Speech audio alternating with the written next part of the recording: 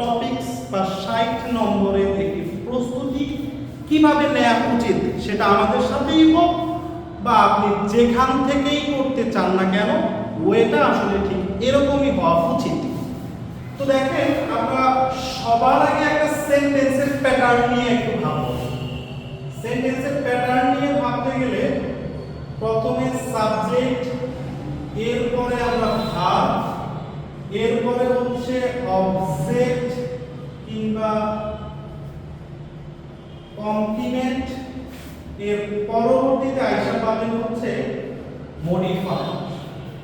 তো দেখেন এই চারটা পার্টে আমাদের একটা সেন্টেন্স যখন মেক হবে, তো এইখানে হচ্ছে আমাদের subject, verb, object, complement and modifier.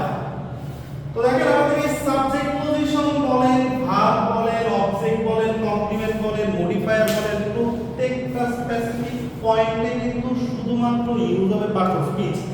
Part of speech ছাড়া কিন্তু একটা সেন্টেন্সের গাঁথনি কখনো সম্ভব না। পার্ট অফ স্পিচ হচ্ছে আমাদের বিল্ডিং ব্লকস।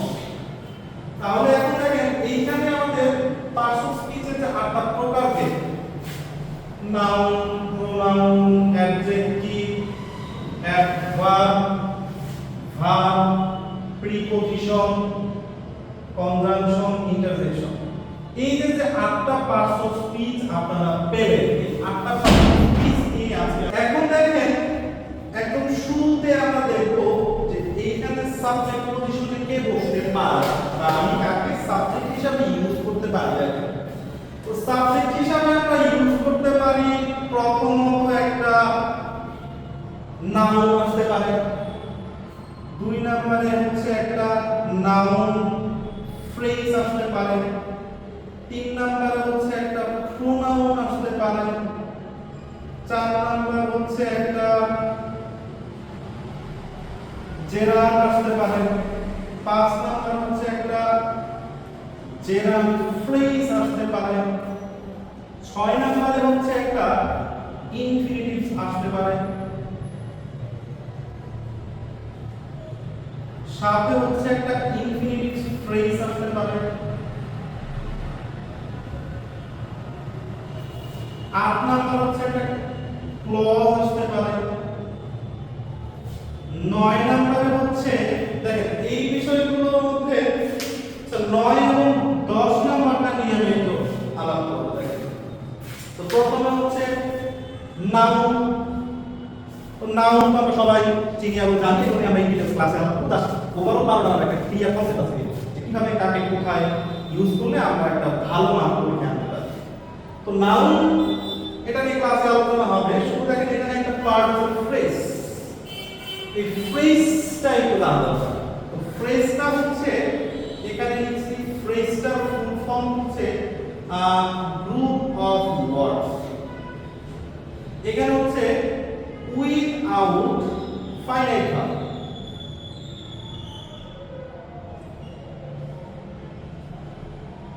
তাহলে এখানে কি থাকবে? ফাইনাইট ভার্ব ছাড়া a group of words। যেমন ধরেন আমি একটা ওয়ার্ড লিখলাম বিউটিফুল ফ্লাওয়ার। দেখেন এখানে কিন্তু কোনো ভার্ব নাই, এবং ভার্ব নাই বলতে এখানে কিন্তু কোনো ফাইনাইট ভার্ব নাই। তাহলে আমরা এটাকে ধরতে পারি a group of word, একটা, দুইটা, তিনটা যেহেতু ওয়ার্ড আছে তার মানে গ্রুপ অফ ওয়ার্ড, তার মানে সে একটা ফ্রেজ উইদাউট ফাইনাইট ভার্ব, এবং সে যদি সাবজেক্ট হিসেবে ইউজ হয় তাকে আমরা নাউন। প্রোনাউন সম্পর্কে মোটামুটি জানেন। জেরান্ড হচ্ছে আমরা জানি এটা হচ্ছে ভার্ব প্লাস আইএনজি। তো জেরান্ড ফ্রেজের ক্ষেত্রে এরকমই আসে। ইনফিনিটিভ আমরা জানি টু প্লাস ভার্ব, ইনফিনিটিভ ফ্রেজও এরকমই আসে। তো ক্লজটা একটা বিষয়। তো ক্লজের যে বিষয়টা, ক্লজ হচ্ছে a group of words with finite verb. এখানকার যে বিষয়টা সেটা হচ্ছে এখানে একটা ফাইনাইট ভার্ব থাকতে হবে। এখানে একটা ফাইনাইট ভার্ব থাকতে হবে, এবং ফাইনাইট ভার্ব থাকলে কিন্তু সেটা সেন্টেন্স হবে না। যেমন দেখেন হি ran away, মানে দেখেন হি ran away, তো এইখানে কিন্তু সেন্টেন্সের সাবজেক্ট আছে, ভার্ব আছে, অবজেক্ট আছে, তার মানে পুরো সেন্টেন্সটা কিন্তু কমপ্লিট। কিন্তু যদি এমন হতো যে এখানে away নাই, শুধু আছে হি ran, তাহলে সে কেন দৌড়াচ্ছে, কি কারণে দৌড়াচ্ছে, কিন্তু কমপ্লিট কোনো মিনিং নাই। এটা হচ্ছে আ গ্রুপ অফ ওয়ার্ড। এখানে যে আমরা লিখছি আ বিউটিফুল ফ্লাওয়ার, এটাও কিন্তু আ গ্রুপ অফ ওয়ার্ড, কিন্তু পার্থক্য কোথায়?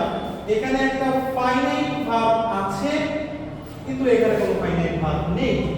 যদি ফাইনাইট ভার্ব থাকে তাহলে হচ্ছে ক্লজ, না থাকলে হচ্ছে ফ্রেজ।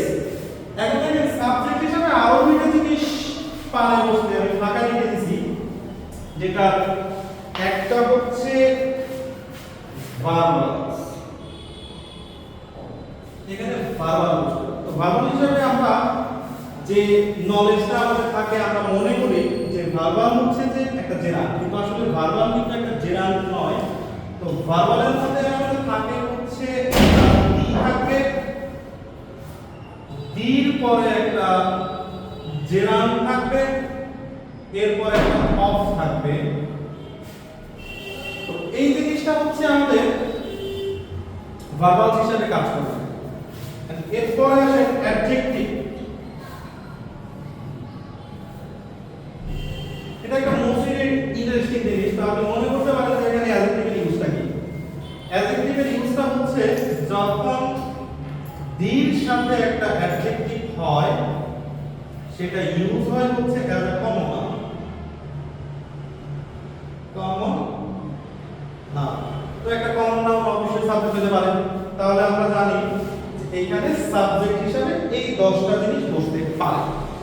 তো এগুলো নিয়ে ডিটেইলস আমরা ক্লাসে আলাপ করব, মানে যদিও এগুলো ক্লাসের আলোচনার বিষয়। আমি শুধু আপনাদেরকে আজকে 12টা বিষয়ে ক্লিয়ার একটা concept Dev.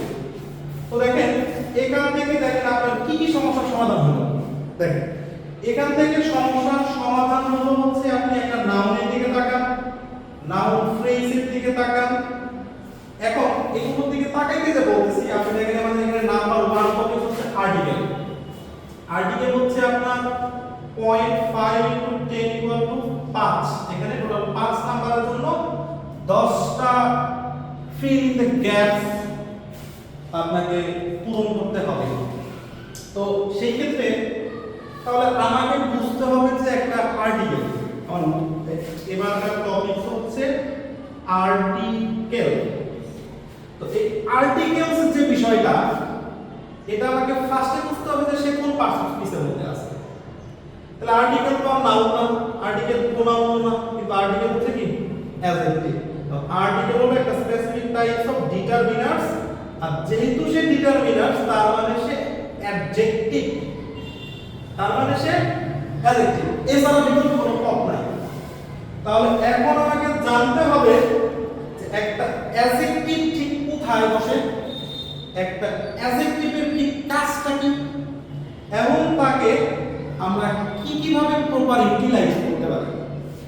Moral of the story হচ্ছে একটা অ্যাডজেক্টিভ সব সময় বসবে একটা নাউন কিংবা প্রোনাউনের আগে।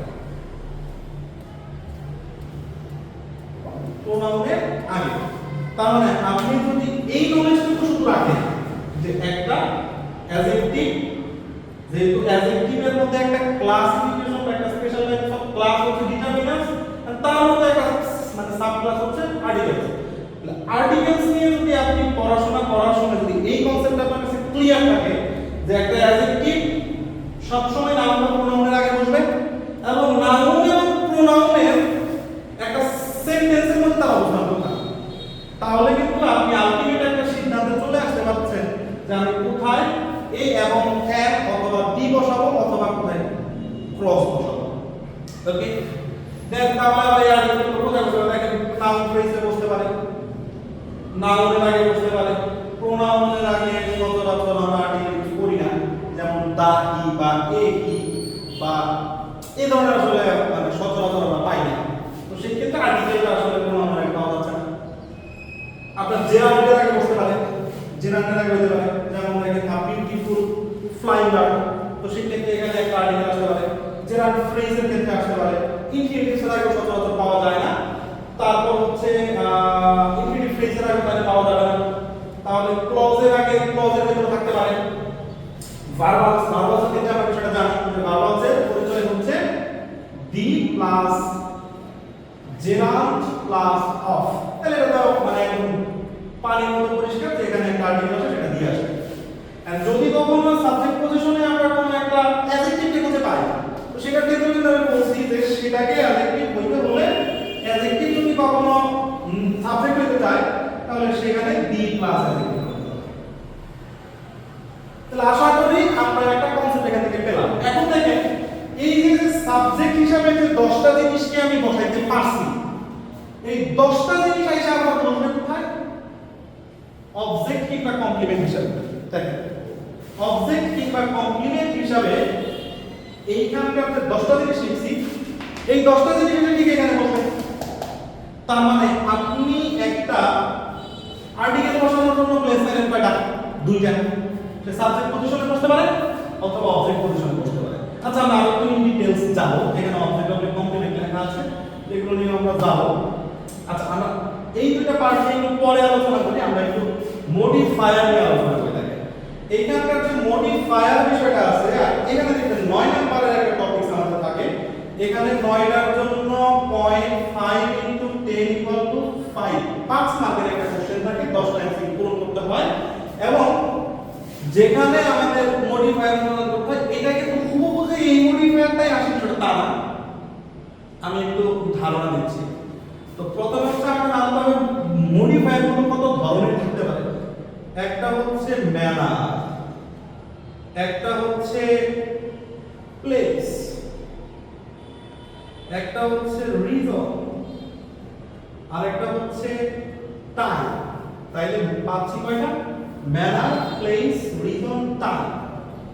এখন দেখেন একটু খেয়াল করে দেখবেন যে আমি আসলে মডিফায়ার নিয়ে কথা বলছিলাম, কিন্তু আমি ওভারঅল বলতেছি, এই পয়েন্টটা আসলে মাথা থেকে ছুটে যাবে যদি না বলি। দেখেন এখানে আমাদের একটা টপিকস আছে, টপিকসটার নাম হচ্ছে এইখানে এখানে এখানে কোথায় কোথায় কোথায় লিখলাম, এই যে আপনার যে এখানে আছে রাইট ফর্ম অফ ভার্ব। তো রাইট ফর্ম অফ ভার্বের বিষয়টা বলেন। আসলে ইংরেজি গ্রামারে পৃথিবীতে কোনো টপিকস নাই যেটার নাম হচ্ছে right form of verb. Right form of ভার্বের মধ্যে কোনো ইংরেজির কোনো টপিকস নাই। এই টপিকটা আসলে মানে দেখেন একটু ধারণা দেই, সেটা হচ্ছে যে আপনি দেখেন আমরা এখানে কিন্তু রাইট ফর্ম অফ ভার্ব, কিন্তু তাহলে ভার্ব হচ্ছে ভার্ব নিয়ে কথা বলে। তাহলে ভার্ব নিয়ে সে যদি কথা বলে, ভার্ব নিয়ে সে যদি কথা বলে, এখন ভার্ব নিয়ে কে কে কথা বলতে পারে? ভার্ব নিয়ে কথা বলতে পারে টাইম, ভার্ব নিয়ে কথা বলতে পারে টাইম। টাইম কয়টা? Present, past and future. এই যে সময়গুলো, এই সময়গুলো সম্পর্কে আমরা ধারণা করব মডিফায়ার। একটা সেন্টেন্সে মডিফায়ার আমাকে সময় সম্পর্কে ধারণা দিতে, তো সেই এই সময় আবার কন্ট্রোল করবে কাকে? ভার্বকে। And on the other hand ভার্বকে আরেকটা জিনিস কন্ট্রোল করতে পারে, সেটা হচ্ছে সাবজেক্ট। দেখেন কিভাবে, যখন আমি লিখব হি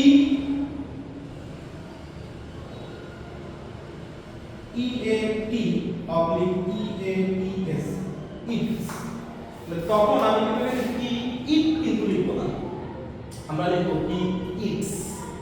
কেন লিখছি? কারণ এটা third person singular number. Third person singular number হলে ভার্বের শেষে একটা এস বা ইএস যোগ হবে। On the other hand noun বা সাবজেক্টটা যদি প্লুরাল ফর্মে হয় তাহলে আমাদের ভার্বটা প্লুরাল হবে। আর যদি আমাদের সাবজেক্টটা সিঙ্গুলার ফর্মে আসে তাহলে আমাদের ভার্বটা সিঙ্গুলার হবে। তাহলে সর্বোপরি এখানে দেখা যাচ্ছে যে আমরা দুইটা জায়গা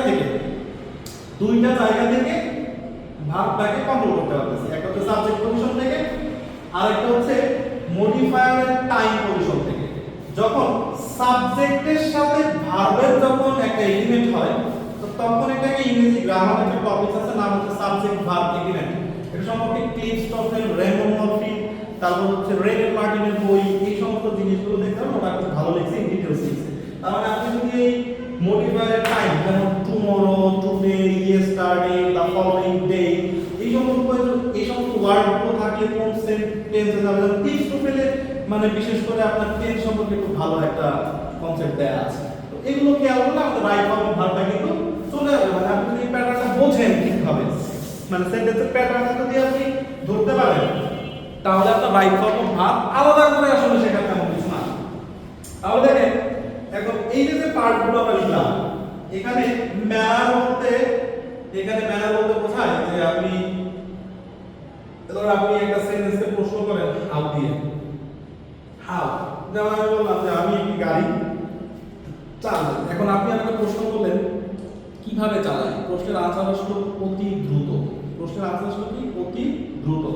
তাহলে কিভাবে, হাউ, কিভাবে, তাহলে আনসার আসছে দ্রুত। তাহলে এই ধরনের ওয়ার্ডগুলোকে যখন আমরা ফাস্টলি, এই ধরনের ওয়ার্ডগুলোকে যখন আমরা ইংরেজিতে বলি, এইখানে সাধারণত পাওয়া যায় হচ্ছে অ্যাডভার্ব। এন্ড প্লেস ওয়্যার, তাহলে আপনি আমাকে প্রশ্ন করলেন যে আমি কোথায় গাড়ি চালাই, তো আমি বললাম আমি রাস্তায় গাড়ি চালাই। এটার জন্য আপনাকে প্রশ্ন করতে হলো ওয়্যার দিয়ে। আবার আপনি প্রশ্ন করলেন যে আপনি রাস্তায় দ্রুত কেন গাড়ি চালাচ্ছেন, আমি কেন, প্রশ্নটা কিন্তু আসছে কি কেন, তার মানে ওয়াই আপনি আমাকে প্রশ্ন করছেন। তাহলে আমি আনসার দিলাম যে বিকজ অফ মাই আর্জেন্সি, আমার তাড়াহুড়ার জন্য বা আমার প্রয়োজনীয়তার জন্য। এন্ড টাইম, আপনি আমাকে প্রশ্ন করলেন when, কখন। তাহলে দেখেন এই চারটা প্রশ্নের মাধ্যমে কিন্তু আপনি একটা সেন্টেন্সের মডিফায়ার আপনি খুঁজে পাচ্ছেন। এবং একটা জিনিস মনে রাখবেন, এই যে জিনিসগুলো আছে এই তিনটা, মানে ম্যানারটাতে পাবেন শুধুমাত্র ভার্ব, এবং এই পজিশনগুলোতে পাবেন প্রিপোজিশন প্লাস নাউন। বিষয়টা কিন্তু খেয়াল করতে হবে, এই জায়গাতে কি পাবেন? Preposition plus noun. Preposition plus নাউনটাকে যখন আপনি পাচ্ছেন, তাহলে এখানে দেখেন দুইটা কথা আছে। একটা কথা হচ্ছে আপনি যে দুই নম্বরে যে প্রিপোজিশনটা করতেছেন, প্রিপোজিশনটাকে হচ্ছে 0.5 * 10 = 5, 0.5 * 10 = 5।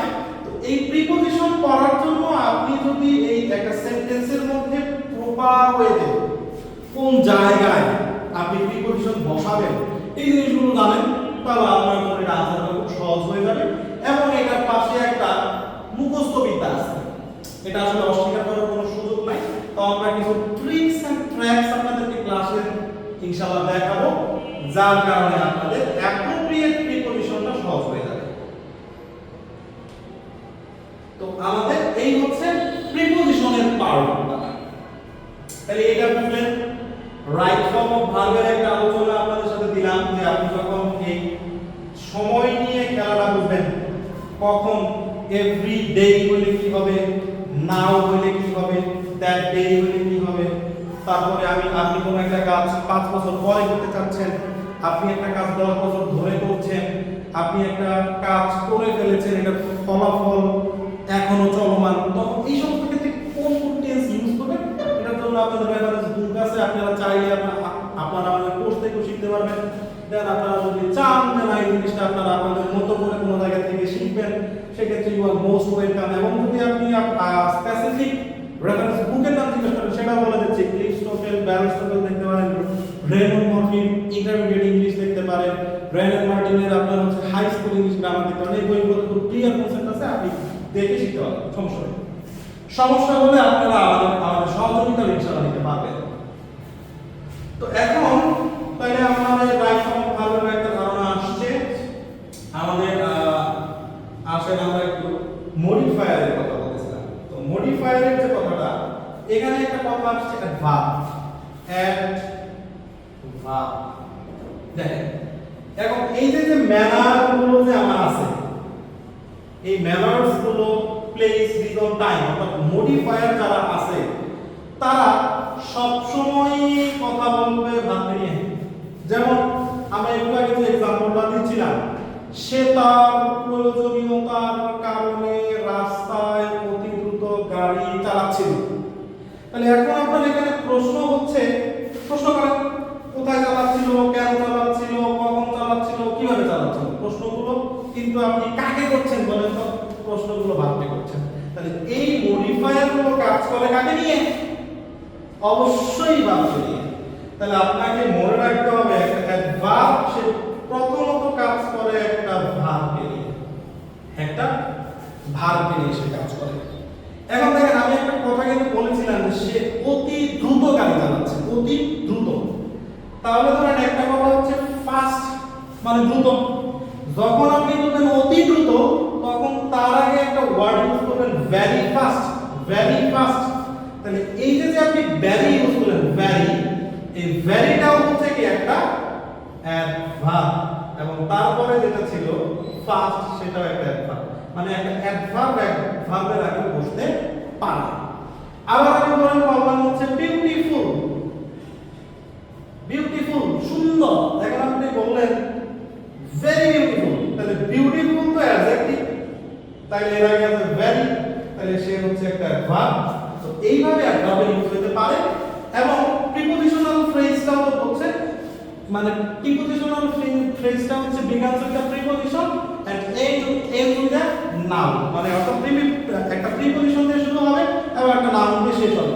তাহলে এই ক্ষেত্রে আপনি একটা মডিফায়ারের একটা কনসেপ্ট কিন্তু এখান থেকে পেলেন। ইনশাআল্লাহ ক্লাসে আমরা আরো বিস্তারিত টপিকস নিয়ে আলোচনা করব। এখন দেখেন এখানে আমরা এখন আলোচনা করব ভার্ব নিয়ে। যেহেতু রাইট ফর্ম অফ ভার্ব আছে এবং কমপ্লিটিং সেন্টেন্স উইথ ক্লজ, এই বিষয়গুলো যেটা আছে একটু দেখেন। তো ভার্বের ক্ষেত্রে যদি আমরা কথা বলি, ভার্ব হচ্ছে তিন প্রকার। একটা হচ্ছে ট্রানজিটিভ ভার্ব, একটা হচ্ছে ইনট্রানজিটিভ ভার্ব, একটা হচ্ছে লিঙ্কিং ভার্ব। লিঙ্কিং ভার্ব, এই তিনটা জিনিস সম্পর্কে একটু ক্লিয়ার কনসেপ্ট দরকার। একটা হচ্ছে ট্রানজিটিভ ভার্ব, ট্রানজিটিভ ভার্বের পরে সব সময় বসবে একটা অবজেক্ট। ইনট্রানজিটিভের পরে কেউ বসবে না, এখানে একটা কমপ্লিমেন্ট বসবে, এখানে একটা কমপ্লিমেন্ট বসবে। তো কমপ্লিমেন্ট বসবে, তো কমপ্লিমেন্টকে আমরা চিনব কিভাবে? যেমন ধরেন হানি ইজ সুইট। এখন দেখেন এই যে সেন্টেন্সটা লিখলাম, হানি ইজ সুইট, মধু মিষ্টি। দেখেন এটা একটা অ্যাডজেক্টিভ, মিষ্টি, এবং এটা একটা নাউন, এটা একটা নাউন, এটা একটা নাউন। তাহলে দেখেন এখানে এই নাউনটার সাথে অ্যাডজেক্টিভের সম্পর্ক আছে একটা, এই যেই মধু সেই মিষ্টি, এই সম্পর্ক স্থাপন করলো কে? ইজ। তাহলে এটা হচ্ছে একটা লিঙ্কিং ভার্ব। তো লিঙ্কিং ভার্বের একটা লিস্ট চাইলে আপনারা মুখস্থ রাখতে পারেন। যেমন এটা হচ্ছে এরকম be, become, remain, stay, appear, seem, like,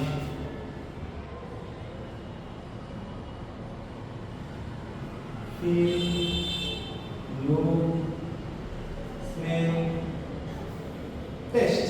দেখেন এখানে টোটাল 11টা লিঙ্কিং ভার্বের লিস্ট লিখছি। এগুলোই ঘুরে ফিরে আপনার লিঙ্কিং ভার্ব হিসেবে ইউজ হয়, এবং লিঙ্কিং ভার্বের পরে সবসময় একটা কমপ্লিমেন্ট বসবে। কমপ্লিমেন্টের সাথে সাবজেক্টের সরাসরি একটা কানেকশন থাকবে, কিন্তু যে কানেকশনটা আপনি অবজেক্টের ক্ষেত্রে খুঁজে পাবেন না। আই ইট রাইস, আমি ভাত খাই। তাহলে দেখেন এখানে যে জিনিসটা আই, এটা তো আমার ভাত, সে কিন্তু রাইস না, সাথে লিখছে না। তো সেই ক্ষেত্রে এটা হচ্ছে আবার কি? অবজেক্ট। অবজেক্ট যদি থাকে সেটা হচ্ছে ট্রানজিটিভ ভার্ব, সেটা হচ্ছে কি? Transitive verb. তো লিঙ্কিং ভার্বের ক্ষেত্রে লিঙ্কিং ভার্ব বুঝলে ট্রানজিটিভ ভার্ব বুঝলে ইনট্রানজিটিভ ভার্ব থাকে। যেমন I walk, I walk, I ওয়াকের পরে কি আমি কোনো নাউন দিতে পারবো? যেমন I walk road, I walk street হচ্ছে না, এখানে কথাটা হচ্ছে I walk the street, I walk the street. এখন এই ক্ষেত্রে আপনি যখন পুরো জিনিসটা বসাচ্ছেন, দেখেন I walk subject verb, then এরপরে কিন্তু আমরা স্ট্রিট চলে গেল, তার মানে এটা অন, অন। এই পার্টটা হওয়ার কথা আমার অবজেক্ট কিংবা পরিবেশ দেখো মানে পরেই আছে। তো সেই ক্ষেত্রে দেখেন এখানে কিন্তু অন দিয়ে শুরু হচ্ছে, অন দিয়ে একটা অন যদি আনবো পরে আপনি কি এর নাউন, এর নাউন হতে পারে, নাউন ফ্রেজ হবে না, কারণ একটা নাউন ফ্রেজ কখনোই প্রিপজিশন দিয়ে শুরু হয় না। একটা নাউন ফ্রেজ কখনোই প্রিপজিশন দিয়ে শুরু হয় না, এটা একটু নোট করে রাখবেন ভালো করে। দেন আমরা আদার ফ্যাক্টর সে একটা প্রিপজিশনাল ফ্রেজ, তাহলে আপনি এই পয়েন্টটা প্রশ্ন করেন সে কোথায়, আপনি কোথায়? অয়া, অয়া যখন প্রশ্ন করতে পারছেন কি? On the street, on the street, prepositional phrase, prepositional phrase, prepositional phrase start preposition এর নাম। দেখেন অন দ্য স্ট্রিট প্রিপজিশনের কাজ পাইছেন, দা দা করতে গিয়ে নাউনের আগে কি করতে পারে? অ্যাডজেক্টিভের কাজ করতে গেলে আর্টিকেলের কাজ চলে আসছে, আর্টিকেলের কাজ হচ্ছে কারণ দেখেন একটা জিনিস আমরা সিচুয়েশন থেকে কিন্তু কোঅপারেটিভ, কোঅপারেটিভ কানেক্টেড। আপনি এই বিষয়গুলো এই ডিটেইলস আমাদেরকে পড়তে হবে এবং বুঝতে হবে আমরা কোথায় কোন জামাটাকে ইউজ করতেছি, কোথায় এটা আমাদের কাছে লেগে যাবে। তো এবার হচ্ছে আমরা প্রেজেন্টেশন নিয়ে আলাপ করবো। তো এখানে ছোট করে আমরা ট্যাগ দিয়ে রাখি, ম্যানার, প্লেস, রিজন, টাইম। এখানে আমরা কাজ করছি ট্রান্সিটিভ, ইনট্রান্সিটিভ, লিঙ্কিং ভার্ব। আচ্ছা, তাহলে আপনাদের গার্ডিয়ান একটা ধারণা দিচ্ছি, প্রিপজিশনের একটা ধারণা আপনি পাইছেন, ওয়ার্ড এর সম্পর্কে বলবো, কম্পিটিশন স্কিল সম্পর্কে মানে ধারণা দিতে পারবো বলবো, কিন্তু তার আপনারা একদম ভাষা কিভাবে সলভ করবেন, কি ফিক্সে আগাতে হবে, কি ফিক্সে আগাতে হবে সে সম্পর্কে একটা ধারণা পাইছেন। চেঞ্জিং সেন্টেন্স নিয়ে আমরা কাজ করতে হবে, এটা শোনাবো। এখানে আমরা এই সেন্টেন্সটাকে কিভাবে একসাথে কানেক্ট করতে হবে, যেমন সিম্পল, কমপ্লেক্স, কম্পাউন্ড। এখানে কোন সেন্টেন্স যেমন সিম্পলের মধ্যে ফাইনাল ভার্ব থাকবে, একটা কমপ্লেক্সের মধ্যে ফাইনাল ভার্ব থাকবে, কিন্তু একটা পাঠা থেকে আর একটা ক্লজ যুক্ত হবে, আর একটা কি ক্লজ যুক্ত হবে। আর এখানে কি যুক্ত হবে, এটা হচ্ছে আমরা দুইটা আপনার হচ্ছে ইন্ডিপেন্ডেন্ট ক্লজ ফর্মের সাথে একটা কানেক্ট করতে হবে, যুক্ত হবে। তো কানেক্ট করতে ক্ষেত্রে আমাদের কনজাংশনের ইউজটা ভালো করতে হবে, কারণ কনজাংশন হিসেবে যা ইউজ সেটা হচ্ছে কি কানেক্ট। এবার আসলে হচ্ছে আমাদের সিনিয়র সম্পর্কে এটা আসলে ওয়াই কাজ করতে হবে, আমরা ইনশাআল্লাহ ক্লাস কাজ করব। 5 মার্ক নিয়ে আজকে এই আলোচনার মধ্যে ঢুকছিলাম। ন্যারেশনটা ওইখানে আমরা আছে, ন্যারেশনটা এখানে ওই টেন্স গ্রামারটা এখানে আলোচনা আছে। তো কোন একটা মানে সূক্ষ্ম একটা আলোচনা দেই, সেটা হচ্ছে আপনি মনে রাখবেন একটা প্রোনাউন। এই টপিকটা নতুন আমাদের সাথে অ্যাড হয়েছে, এবার আসলে কাজ করি কাজ করছে একটা প্রোনাউন যখন আমরা ইউজ করব সে আসলে কি শব্দ আসে। একটা শব্দ হচ্ছে তার একটা এনটিসিডি এন্টিসিডেন্ট থাকে, তার একটা এন্টিসিডেন্ট থাকে এবং সে নাম্বার এবং জেন্ডার অনুযায়ী বসবে। এন্টিসিডেন্ট থাকে সে নাম্বার এবং জেন্ডার অনুযায়ী কার সাবজেক্টের পরবর্তী সাবজেক্টের নাম্বার এবং জেন্ডার অনুযায়ী। এখন দেখেন এন্টিসিডেন্ট এটা কি এটা কি এন্টিসিডেন্ট। এন্টিসিডেন্ট বিষয়টা হচ্ছে যেমন আমি কথা বললাম, he is a smart boy, he is a brilliant student, he is a gentleman, he is না অনেক কথা বললাম, কিন্তু হিটাকে আপনি নাকি আমি এটা কিন্তু আমরা দিয়া না নাকি ওই নাকি করি। তো সেই ক্ষেত্রে একটা প্রোনাউনের ক্ষেত্রে আমাকে সবসময় মনে রাখতে হবে এন্টিসিডেন্ট দিয়া রাখতে হবে। যদি এন্টিসিডেন্ট দিয়া থাকে তাহলে একটা প্রোনাউন রাখতে হবে। যেমন আমি একটা সেন্টেন্স বলি যে রাফি visits his না দিলাম Rafan's home when he had a vacation. দেখেন এখানে সেন্টেন্সটাতে আছে রাফি আছে Rafan, Rafi visits Rafan's home, মানে রাফি রাফানের বাসায় যাবে when যখন he had a vacation। এখন এই আসলে কে, এটা কি রাফি নাকি রাফান, কার মধ্যে বলে আমরা জানি। তো যেহেতু আমরা এই বিষয়টা সম্পর্কে হিটা আইডেন্টিটি ক্লিয়ার না, তাহলে তার প্রোনাউন রেফারেন্সিং এ বসে। এখন এটাকে কেটে দিতে হবে, কেটে দিয়ে এখানে যদি এমন হয় যে রাফি ভিজিটস রাফান ও অনেক রাফি হ্যাভ আ ভেকেশন, এখানে প্রোনাউন রেফারেন্সিং ক্লিয়ার করতে হবে, অর্থাৎ তার এন্টিসিডেন্টটা ক্লিয়ার না, অর্থাৎ তার এন্টিসিডেন্ট ক্লিয়ার না, তাই এটাকে সংশোধন করে লিখতে হবে। আমরা আসলে প্রোনাউন রেফারেন্সিং এই এন্টিসিডেন্টটাকে ক্লিয়ার করা নিয়ে নিতে হবে, তবে প্রোনাউন একদম পুরো বেসিক পুরো ডিটেইলস বলে আমরা দেখব। On the other hand, word phrase, এটা আমাদের স্টুডেন্ট 5 এ 10 মানে 0.5 into 10 এবং টোটাল হচ্ছে 5 মার্ক। এটা আমাদের স্টুডেন্টরা ইনশাআল্লাহ হাফের পরীক্ষাতে 5 পায়, তখন তাদের নাম্বার আপনার কাটতে ইনশাআল্লাহ পারে না। আমরা স্টুডেন্টকে আসলে এটা এইভাবেই দিই। এটা ইনশাআল্লাহ ক্লাসে আলোচনা হবে, ন্যারেশন নিয়ে আলোচনা করব। তো আজকে আমরা মোটামুটি একটা ওভারভিউ পাইছি। আমরা আজকে ক্লাসের মূলত মুখ্য উদ্দেশ্য ছিল সেটা হচ্ছে আপনাদেরকে একটা ওভারভিউ দেব যে কিভাবে ইংলিশটাকে এনজয় করা যায়, কিভাবে পুরো ইংলিশ গ্রামারটাকে শেষ করা যায় এবং কি কি রেফারেন্স আপনি ইউজ করতে পারেন। তাহলে অনেক বই আছে, আপনি যে কোনো বই থেকে ফলো করবেন শুধুমাত্র বোর্ড কোশ্চেন, ফলো করবেন শুধুমাত্র বোর্ড কোশ্চেন। আপনি যদি এখান থেকে গ্রামার শিখতে চান, বাঙালিদের লেখা বাংলাদেশি বই থেকে যদি আপনি গ্রামার শিখতে চান, তাহলে আপনাকে 6 7 8 9 10 11 প্রত্যেক ক্লাসে একবার ইংলিশ শিখতে হবে। ইন্টারমিডিয়েট পাস করার পর অ্যাডমিশনের জন্য একবার ইংলিশ শিখতে হবে, আবার ইংলিশে তো ইংলিশ শিখতে হবে। তো সেই ক্ষেত্রে আমাদের টার্গেট পাচ্ছে এভাবে যে আমরা ইংরেজিটাকে একদম প্রপার ওয়েতে আপনাদেরকে শেখাবো এবং এর মানে এই না এরকম ওয়াইড পড়াশোনা অনেক সময় লাগে। ইনশাআল্লাহ আমরা উইদিন 6 মান্থ আমাদের এই 60 মার্কের একটা প্রোগ্রাম করতে আমাদের কাছে পেয়ে যাবেন। তো বিস্তারিত জানার জন্য আপনারা কমেন্ট করতে পারেন এবং স্ক্রিনে দেখানো নাম্বার আপনারা কল করতে পারেন, আর আমাদের লোকেশন আপনাদের সঙ্গে। তো ইনশাআল্লাহ আজকে আপনাদের সাথে এই পর্যন্তই, আবার দেখা হবে। ধন্যবাদ সবাইকে।